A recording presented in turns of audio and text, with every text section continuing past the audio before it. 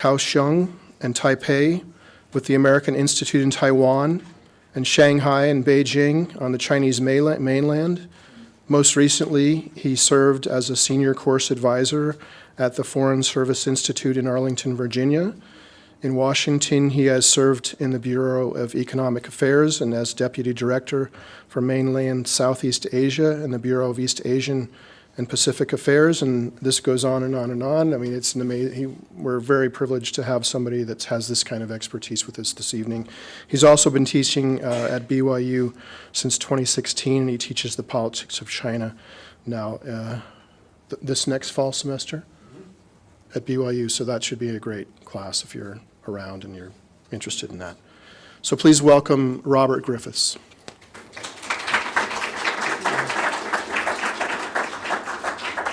I'd like to start out by asking some technical support from the back. I don't know why my slideshow is no longer on the screen.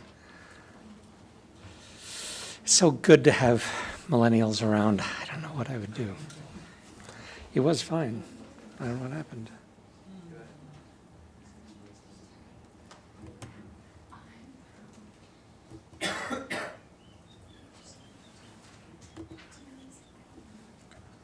Okay, great. Well, welcome. I hope you're having fun in this class. I would have loved to have taken something like this when I was at BYU, but we were much more on our own in figuring out what we wanted to do with our lives. Fortunately, I'm very happy with what I figured out to do in my life, which was become a Foreign Service officer with the Department of State. So, what is a Foreign Service officer? Let me start out with a few definitions if you're not familiar with it. The Department of State has three kinds of people working there. First are the civil servants who work in Washington, D.C. They're like federal government employees, like many other departments have. Then there's the Foreign Service Officer Corps, which is what I was, and which I'll talk mostly about today. And then there are locally employed staff that we hire overseas to do a lot of the work in our embassies and consulates abroad. Foreign Service officers are more commonly known as diplomats. So this is an introduction to what a career would be like as a diplomat. In foreign companies, foreign capitals, the U.S. government presence is in an embassy, and if the country is big enough, there are maybe branch offices of the embassy around the country, which are called consulates. The top diplomat at the embassy is the ambassador, who is appointed by the president. I'm sure you've heard that term. And the embassy and the consulates are staffed by the Foreign Service officers, the FSOs, or the diplomats, together with the local national staff. And so what does it mean to be a diplomat? We've got a little Dilbert cartoon here that gives one version of it from popular culture. I define diplomacy. What's that all about? I define diplomacy as the art of making it as easy as possible for the other person to do the right thing. You might think about that in international relations. You might think of that in your personal lives. But the art of making it as easy as possible for the other person to do the right thing. You can define right thing however you want, obviously, but that's the objective. This is in contrast to telling people what you think they really deserve to hear. It also is in contrast to telling people what is really on your mind. It involves the discipline to watch your mouth and what you say, but not to just say nice things that are meaningless, which is what some people view diplomacy as. No, diplomacy has a purpose, and that is to get somebody else to do what you want them to do, and you may be nice about it if that's what is needed to motivate them to, in fact, do it. Okay, well, let's not dwell too much on that. Department of State is headquartered in Washington, D.C. If you were to become an employee of the Department of State or a diplomat, you would plan to spend a certain amount of time in Washington, D.C., which most people find is quite a nice place to live if you can afford to live there. Most FSOs, if they're on one salary, they really can't afford to live there, so they usually spend as little time there as possible, unless they have a working spouse, because it is definitely a two-income town. It was the first federal agency established under the Constitution. Benjamin Franklin was the first U.S. ambassador. Thomas Jefferson was the first U.S. Secretary of State. He had a staff of 3 clerks and 1 chief clerk, a translator, and 2 messengers. That was the Department of State way back when. I don't know if you ever thought about this, but every other country in the world calls our Department of State the Ministry of Foreign Affairs, the Department of Foreign Relations, or the Department of Foreign Trade and Relations, something like that. Why do we call ours the Department of State? There's nothing foreign about it. Actually, under the Articles of Confederation, which if you guys are poli-sci majors, you know all about that, under the Articles of Confederation, it was the Department of Foreign Affairs. When the Constitution came into play and established the new republic, it was changed to be the Department of State because the Department of Foreign Affairs at the time was thought to have so little to do that they were looking around for something else for the department to be in charge of. And what they landed on was, we have the seal of state, which is this eagle here that is used widely, but the seal of state, which at the time, of course, was a physical thing, the repository of the seal of state would be put in the Department of Foreign Affairs. And because of that, they called it the Department of State, because that was seen as a more significant thing that department was doing than managing all the international affairs of the United States. Things have changed since then. So, Washington, D.C., let's start off with that. There are bureaus. There are regional bureaus, which are the most, the sexiest bureaus in the Department of State, if anything in a federal bureaucracy could be called sexy. They are the ones who deal with the regional affairs. And so you've got these the world is divided into 6 different regions. We have a bureau headed by an assistant secretary that is in charge of each of those regions. In each of those bureaus, there are desks. That's what we call the China desk, the French desk, the Nigerian desk. It's just an office. But at one time, I suppose there was just one person and one desk, and so that's where the name desk came from. But we still use it today because the Department of State is a very traditional institution. The country desk officers, those who staff all those positions, are our FSOs that we're talking about today, the diplomats. When they're not serving overseas, they come back to Washington and they become the desk officers for the Department of State in Washington. The work of the bureaus is implemented in the field through the embassies. The State Department in Washington works closely with the National Security Council, which is the White House, the Department of Defense, the CIA, and other departments in implementing and developing U.S. foreign policy. We also provide a lot of briefings to Congress. And so that's that. Let us note, talking about the ambassador, the ambassador overseas actually has a higher position than the Secretary of State when the President of the United States visits. This can create a little bit of tension sometimes between what the ambassador thinks ought to be done and what the people in Washington think ought to be done, because they're the policymakers and he should be the implementer, but he or she as ambassador often feels like he or she should have a lot more input than the people in Washington sometimes want. But that is just a organizational dynamic that, again, is not unique to the Department of State, but of many others. We also have functional bureaus in Washington. There's the Economic Bureau, there's the Global Affairs Bureau. They deal with things like setting policy that cross-cuts different regions and countries. They deal with arms control, with refugees, common standards for trade practices, the environment, labor conditions, all those sorts of things. So you may have a chance to work in those things as well if you were in Washington with the State Department. Of course, what the State Department and diplomats and all those guys are really known for is what they do when they're overseas. We have 275 embassies and consulates in over 190 countries. And we also have representations and ambassadors to different international organizations, certainly the United Nations, NATO, for OAS, OECD, EU, not sure how many acronyms I can throw out and see if you glaze over your eyes or you know what I'm talking about. But that's where we really do our work, is overseas. Our mission, should you decide to accept it, is to shape and sustain a peaceful, prosperous, just, and democratic world and foster conditions for stability and progress for the benefit of the American people and people everywhere. That is what we think we're doing. I hope that our fellow Americans all appreciate and want us to be doing that sort of thing.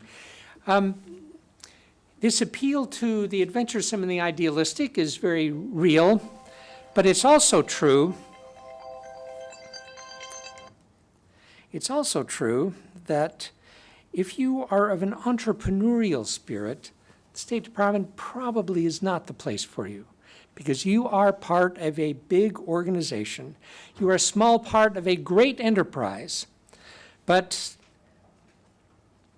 if you want to be in charge of your own work and see the results of your own actions, then being part of a big bureaucracy probably isn't what you want to do.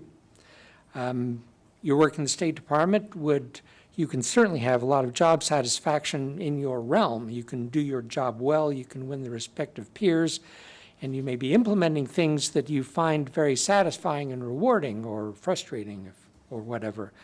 But the likelihood that a policy is going to change the world because of your particular efforts is small.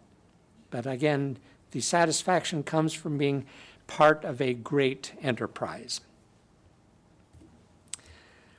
My last assignment in the Department of State was actually at the National Defense University, where I was an instructor for students at the professional level, most of whom were military officers. And so we often were trying to explain what the Department of State is to military officers. And so we had this slide up, which was explaining that people were our assets, because if you're in the military, your assets are the number of fighter wings or aircraft carriers or battle tanks, and those are your assets. And we had to explain that in the State Department, people are our assets. That's really what we have to work with. There are about 24,000 some odd American employees. In the Foreign Service, most of them are there, generalists. Again, these are the traditional diplomats. We have specialists, which I'll talk about more in a minute. If you are a diplomat, you will spend roughly 2/3 of your time posted overseas. That should be your expectation. And again, there are also a civil service who stays in Washington, and then we have the locally employed staff. Now, we have a little bit of assets besides people, and that's foreign aid. We administer foreign aid, along with USAID, which is also under the Secretary of State. Contrary to a lot of people's understanding, though, the U.S. foreign aid to the rest of the world is really quite a tiny part of the federal budget. It doesn't amount to much at all. In fact, if you look at the percentage of GDP that the United States spends on foreign aid, it is the smallest of any country, any developed country in the world.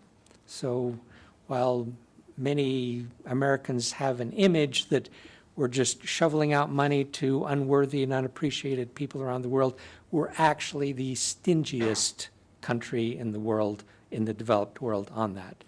The country that can, but we do have a large GDP, so our total amount of foreign aid is quite substantial, actually number 2, second only to Japan.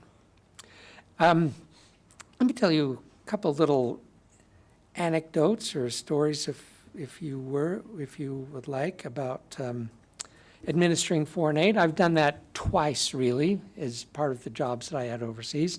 First was when I worked in Thailand administering a fund to help the Thai fight illegal drugs. This was back in the early 1990s, and the big issue for the United States, a big issue in the United States, was the heroin epidemic.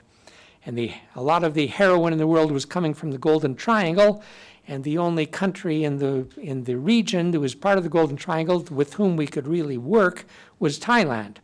And so we had about a $5 million budget, which really isn't much in the world today or even back then, but it's not chump change either.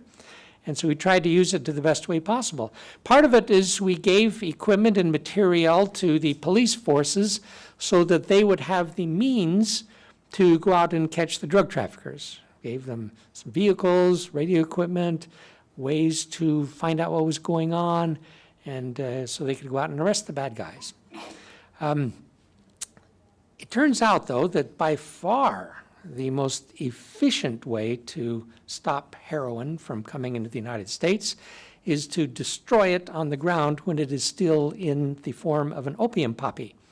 And so we had a program of destroying opium poppies, and we worked with the CIA to do satellite reconnaissance back when only the CIA and the military could do that kind of photography from space. But we could identify the opium fields because they had a distinctive signature, and we would then work with the Thai army and get in helicopters and fly around and land in these opium poppies, which was kind of exciting sometimes because they're usually on the sides of steep mountains. Then we'd get out with special tools to destroy opium poppies. This special tool was called a stick, because it turns out that opium poppies are very fragile, and if you just go walking around going like this, you knock them all over and they all die. But that was kind of exciting to do that kind of stuff. The other time that I administered foreign aid was when I was working as a labor officer, and part of my portfolio was to help deal with the problem of human trafficking. And that's, I think, a well-acknowledged problem today. Let me step back and comment that in administering the foreign aid that I did, I spent at least 1/3 of my time writing justifications for why the U.S. government should spend this money in this way. And it was very tedious to do it, but again, the image that we're just sort of willy-nilly throwing around money around the world just doesn't really bear out on the ground. I constantly had to justify the validity of the program, why we were doing it the way we were doing it, and write reports to numerous officers all over the government, to Congress, to my own leadership in the State Department, and this stuff does not go unscrutinized. Anyway, in that process, I came to learn that, in fact, part of our stinginess, if you will, in giving foreign aid is there's a feeling that, we've got problems at home. Why are we spending money on helping out other people around the world? Well, in doing these justifications, the reality is that we only give foreign aid when we can point to how it will benefit the United States. And that's how every program for foreign aid is justified. It may not always have been that way. We used to build bridges and roads in poor developing countries. I'm not sure if we were trying to develop that or justify that in terms of benefits to Americans, but at any rate, that's what we do now, is it has to be justified as being a benefit to the American people.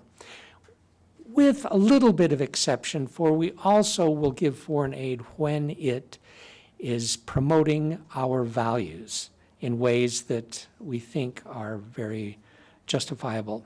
So the fight that we fought against human trafficking in Thailand sort of fell into that second category. And it's a dark world in which this takes place. It's hard to get in there and do much without being known. We funded police units who would form sort of undercover operations, and it was tough work. But we also realized that a lot of the good that could be done was to educate people before they took employment agreements that would make them vulnerable to human trafficking. People they don't get kidnapped and put into trafficking. They usually think they're going to a legitimate job, into commercial sex work, which is the politically correct term for prostitution. Women, generally women, sort of know they're getting into something like that, but they don't realize how bad it's going to be until after it's sort of too late. The largest element of human trafficking in Thailand and perhaps in the world is actually on fishing boats, where people are put on fishing boats and they do not return to land for 1 or 2 years. And if they cause trouble or get sick, they're often just pushed overboard, and that's the end of that. And so that was the kind of thing we tried to guard against by going into the villages and talking about what could happen if you take this job or that job. Be very wary of it. Anyway, it was satisfying in a way to go out and do that kind of work, and made me feel good, and I hope we had some dent in the problem. Okay, back to Foreign Service officers, which I hope many of you are now contemplating becoming.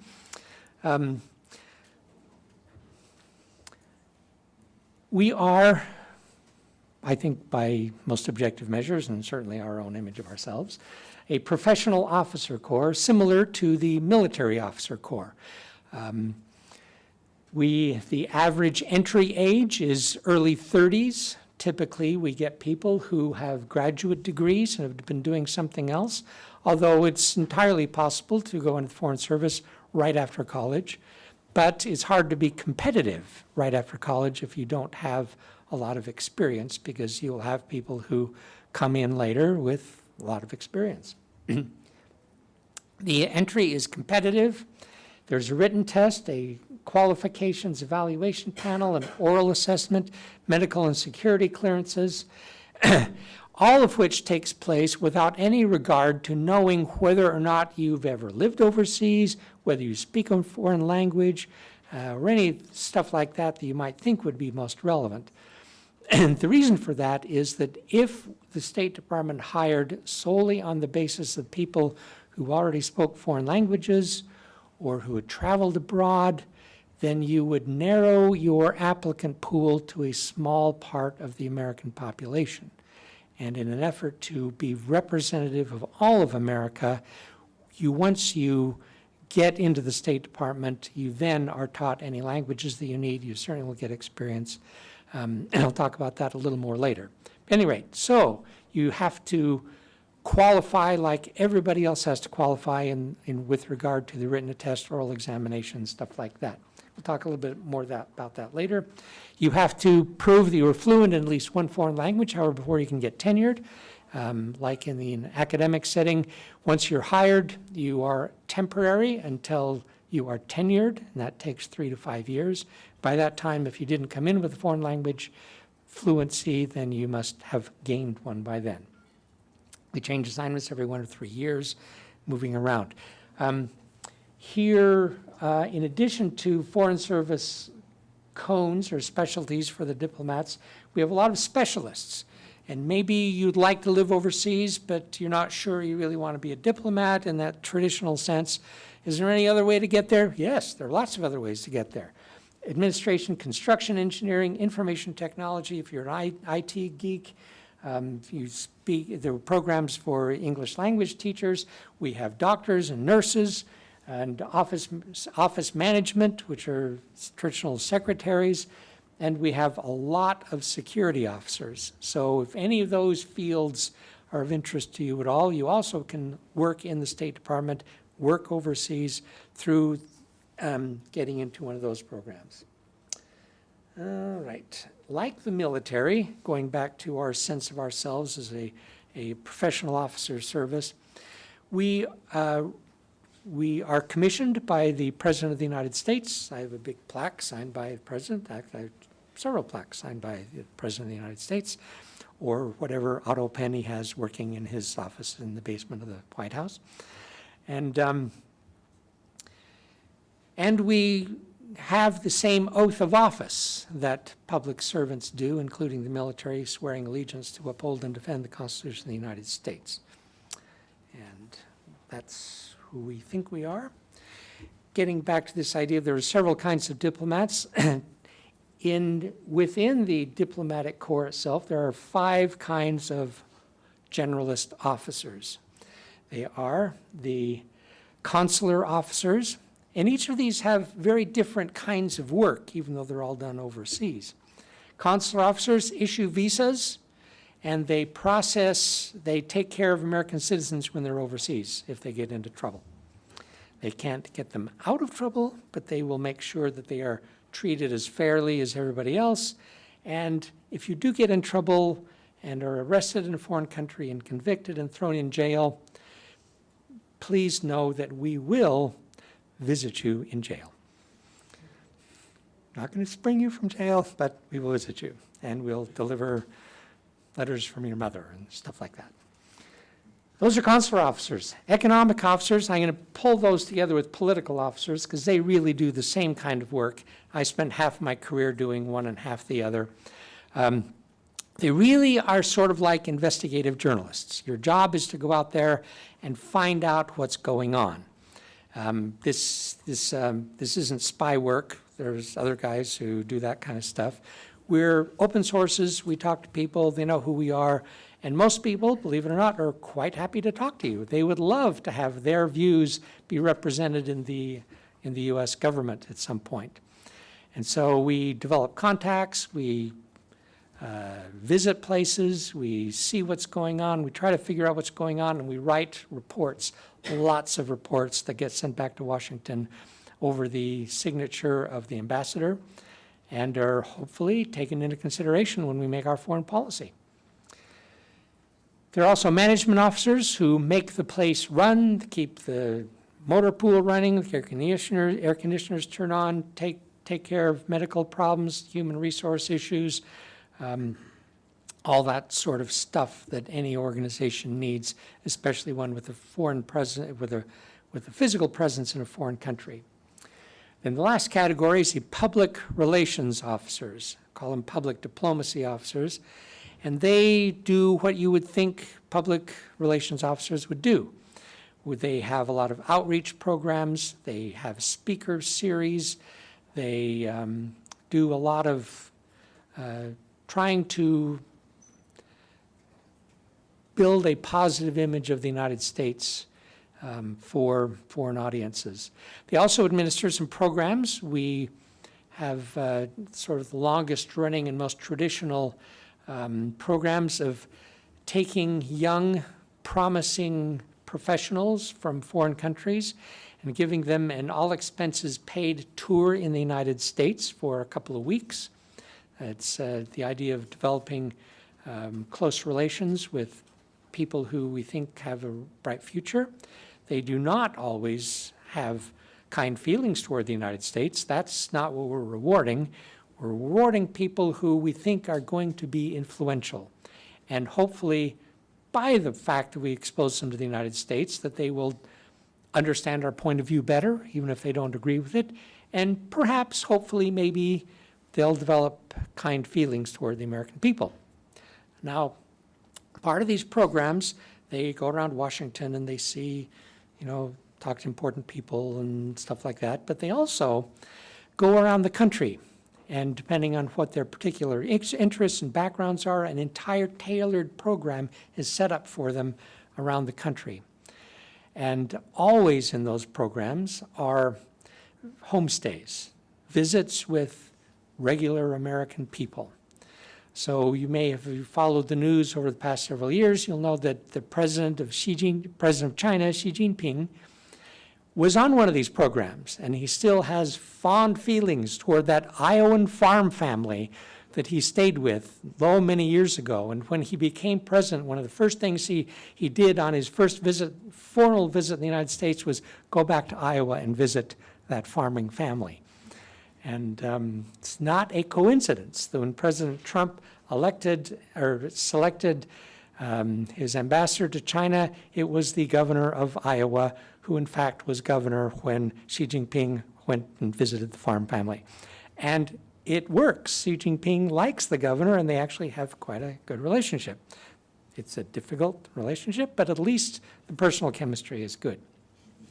Other success stories, I guess, if you will, were Margaret Thatcher, who was the Prime Minister of Great Britain, of course. She was participated in one of these programs very early in her career. But hopefully it isn't just the top echelon, but throughout the society, there are people who know and appreciate the United States on the basis of these sorts of programs. Okay.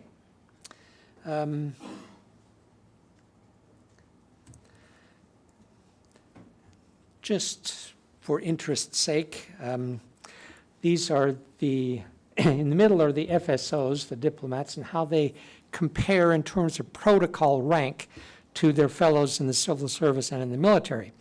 We don't get to have fancy, sexy titles like the military does.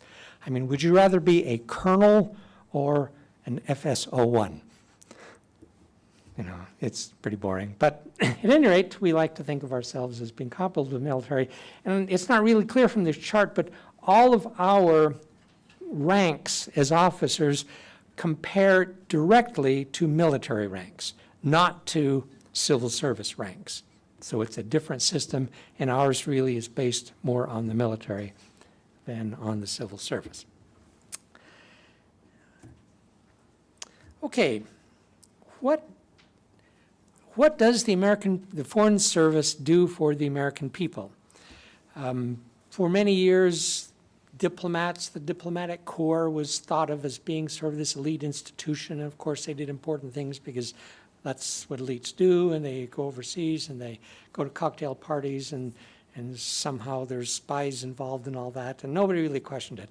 But in recent decades, it's those images, true or false, have sort of gone by the wayside, and people want to know, Congress wants to know, what is it the State Department is doing for the American people? So we've come up with these lists. We promote the U.S. interests in foreign countries. For example, many times in the course of my career, we would get instructions from Washington. For example, and there's an upcoming vote in the United Nations that's very important, and we want to win that vote. And so we are instructed to go in at the highest levels of the government and make our pitch and try to get agreement that they will vote with us in the United Nations. Now, what that means for a diplomat, somebody who's working in the embassy, is when those instructions come in, you begin prepping the ambassador so she can go in and meet with the head of the foreign government, or appropriate title. You draft up background papers on what is involved with this issue so that the ambassador can speak intelligently. You take the instructions and formulate a list of talking points that he or she will be sure and want to make, so that when this process is over with, you again will send a reporting cable back to Washington talking about what went on, and you will want to always make sure that you did tell them what they were instructed to do. So, of course, the talking points are very important. Usually these fast turnaround for this, and so you may be working late nights to make sure that it's in Washington early in the morning so that they can take that into consideration before they go to New York for the vote. So we also foster stability and security for the United States around the world. We work very closely, more closely than we did in previous years, with the Department of Defense. We coordinate their operations in country. We facilitate their ability to operate in a country by working with the government. And we do our part to help security around the world. We believe we create American jobs through the promotion of open markets and fair trade practices, and we are often involved in negotiations with other elements of the U.S. government, with foreign governments, to try and establish that. Doesn't always work out perfectly, but it is never because there was lack of effort. But negotiation, by definition, means you don't get all you want, but you try to do the best that you can. When I was in Kaohsiung, Taiwan, this is very early in my career, part of my responsibilities were to help out American business people when they would come to Taiwan, looking generally to export their goods. Companies coming through, and with one exception, which I'll talk to you about in a minute. No, actually, that wasn't even an exception. But anyway, we were able to line up some local importers for them to talk to, and business happened. And so we really are helping Americans export their goods and services abroad. The one case that didn't go too well was we had a company who said he had bacteria developed that would eat petroleum. And this was good stuff because you have oil spills and whatnot, release this bacteria. And they promised that it would clean up the water within 48 hours and it would become crystal clear again. I thought, oh, that sounds great. Anyway, so before we tried to market that too much, we took him to the local environmental office of the local government. And they said, well, let's check it out. And the eager salesman said, no problem. I've got a few vials right here in my suitcase. I don't know how he got past customs, but he did. And so they said, in front of their office, they said, this is kind of embarrassing, but these pools that we've had here for aesthetic purposes have been terribly polluted, including oil leaks, and they've just been yucky, for a long time. And if you can clean them up, boy, we've got some jobs for you. The salesman said, no problem. Took out his vial, measured it out, released it into it, and said, I'll be back in 2 days. You'll see what it's like. 2 days come by, and what little clarity there had been in the water had completely gone, and it was totally black. And it was as yucky as you could ever imagine. I don't know what those bacteria were creating, but it was a failure. So not everybody gets to export their product, but we tried. We tried. What else do? We support American citizens abroad. If you get in trouble overseas, you can call the embassy or the consulate 24 hours. There is always somebody there to answer the phone. We take turns rotating through that to be on call 24 hours. And one time, I was the duty officer. That's what we call that person. The duty officer, and a couple had come to, I think it was Thailand, on tour, having a great time. Suddenly, the husband has a heart attack. He is in need of immediate open heart surgery. So imagine what it's like for this couple, this woman in particular. Her husband has a heart attack. She's in a foreign country. She speaks no language, doesn't speak the language, has no idea who is going to take care of her husband, how it's going to be done, how it's going to get paid for. She is just utterly distraught, not to mention the fact that her husband might die. So they called the embassy, talked to me. I put her in touch with hospitals and doctors and got all that lined up and sort of did my job there. And then I took an extra step. I knew how distraught this woman was and how lonely she was feeling. And I called a member of our branch who was a nurse by profession and asked her if she would be willing to spend a day with a stranger who needed help. And she was very willing and spent the day literally holding the hand of this woman in the hospital while her husband was having open heart surgery. And I felt very good about that. I felt like I really was doing something to help out my fellow citizens in their time of need when they're overseas. Okay, what time do we end? Yeah, does anybody have any questions? Because we want to leave a little time for that. Okay, let me run through 2 more slides, and then we'll open up for questions. We're over at 5:20. 5:20, oh, that's very short. Anyway, you travel to exotic climes. First one is the Amazon. Here's the origin of the Nile. That's talking to John Huntsman. And I should talk more about what it's like for children to grow up overseas. It is a tremendous experience, not for everybody, but do not feel bad if your children have to grow up overseas, going to great schools. Challenges for spouses. It's difficult to maintain separate careers, but there are jobs available, if you can understand that difference. Or there's wonderful enrichment opportunities for your life if you don't want to work full-time, but want to do volunteer work, as my wife did, doing museum docent, taking care of refugees, running a singing group. She had a great time. I actually wanted to retire a long time ago, and she said, no, we're not retiring. I am having too good of a time. You will keep working. Okay, how do you become a Foreign Service Officer? This graphic is all online. Go to www.state.gov, and you can figure it out and find it out. And now I will take questions.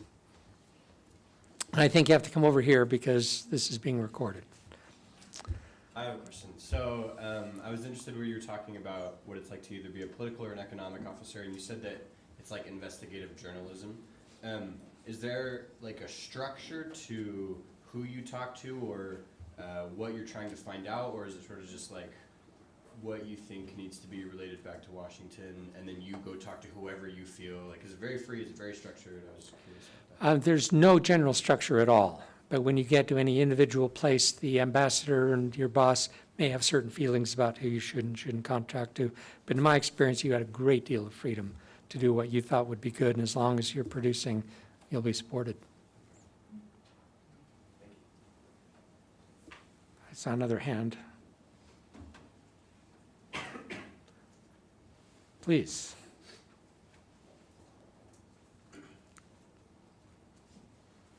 While she's walking up, can I ask, is there a large population of members of the church in the State Department? Does the State Department like us? You know, it's an interesting thing. There's no way to know because it would be illegal to keep statistics on that. And but let me give you this anecdote. When I first joined the Foreign Service in 1983, we moved to Falls Church, Virginia, and in the ward boundaries is the central place where they house Foreign Service officers who are in training in Washington. And we were living there, and we were the only Mormons we knew of in the entire State Department. We knew of none others. Today, in the Falls Church ward, there are probably 25 LDS families who are in the ward on a temporary basis being there for training. So whatever it was, there's now a big network of LDS families. In fact, they have their own Facebook page and everything on that. So there are a lot of members of the Church of Jesus Christ of Latter-day Saints who are in the State Departments today. Yes? What other majors do you generally see as people who come into foreign services besides international relations? There are no requirements for any particular major. All you have to do is have enough knowledge to pass the written test. The oral test actually will cover a lot of things. I remember getting questions on house financing and stuff like that, you know. But my suggestion is go to the website, get copies of test questions, they have those sorts of things, and look and see what it is you need to know to pass the test. Now, clearly, there's a lot of American history, American politics also, for sure. But there's a lot of other stuff, and there's no, if you're generally well-educated, you can probably do well on the exam. No major is required or excluded. Thank you. Could you touch briefly on your educational and professional path to become a diplomat? I actually am one of the small handful of people on the face of the earth who spent his entire career doing exactly what he studied in college and graduate school.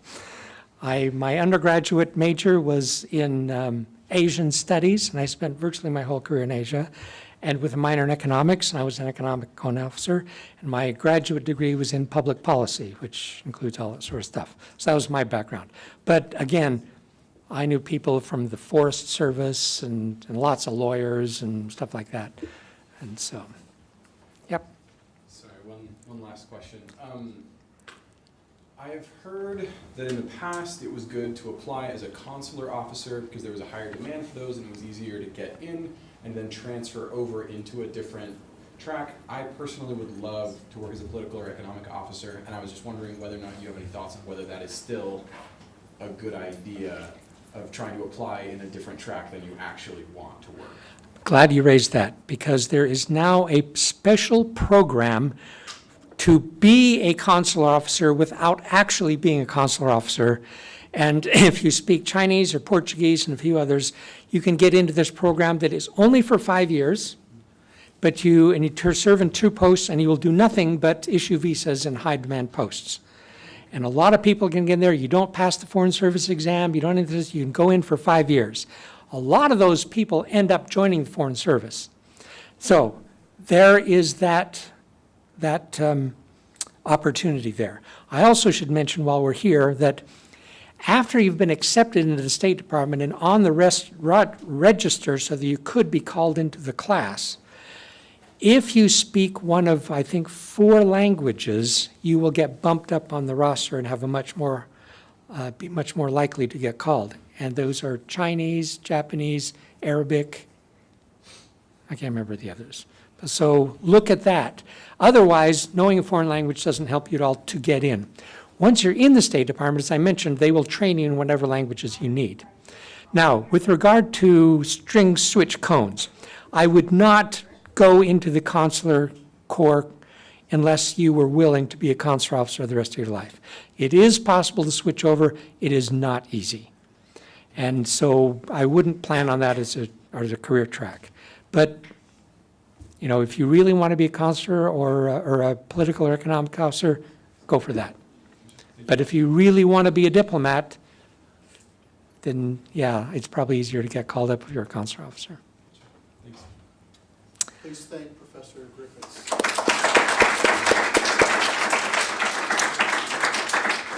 Thank you.